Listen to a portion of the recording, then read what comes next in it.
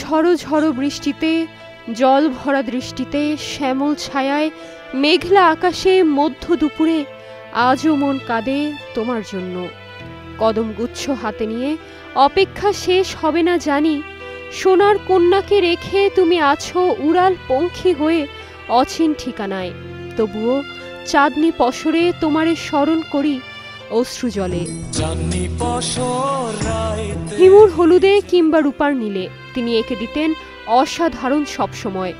কাঠ pencil, fountain পেনে সাদা পৃষ্ঠা জুড়ে শুধুই সাহিত্যের বরপুত্র।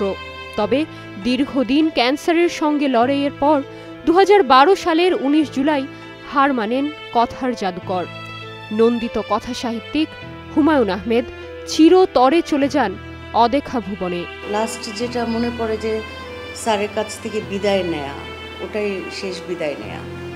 স্যার ঠিকই বুঝতে পেরেছিলেন যে উনি আমাদের মাঝে আর ফিরবেন না। বলাটা আমার কানে গেঁথে থাকবে, চোখে ভাসতে থাকে। ঠিক আছে, তো ভালো থেকো তোমরা, ভালো থেকো তোমরা। আর কিচ্ছু বলেন নাই।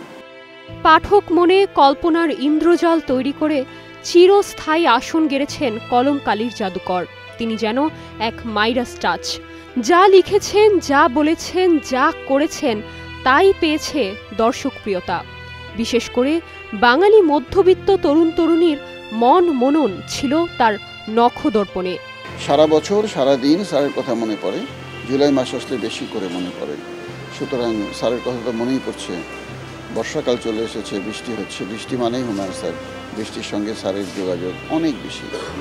শুধুই কি সাহিত্য, অনন্য সব নাটক, চলচ্চিত্র ও গানে মন্ত্রমুগ্ধ করে রেখেছেন বাংলার মানুষকে।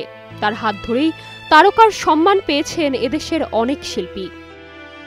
এই প্রজন্মের তারকারাও হুমায়ুন আহমেদকে স্মরণ করেন শ্রদ্ধা ভরে।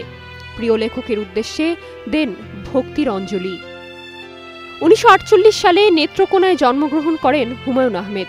ঢাকা বিশ্ববিদ্যালয়ে পড়াশোনা শেষে পলিমার কেমিস্ট্রিতে পিএইচডি করেন যুক্তরাষ্ট্রের নর্থ ডাকোটা স্টেট ইউনিভার্সিটিতে।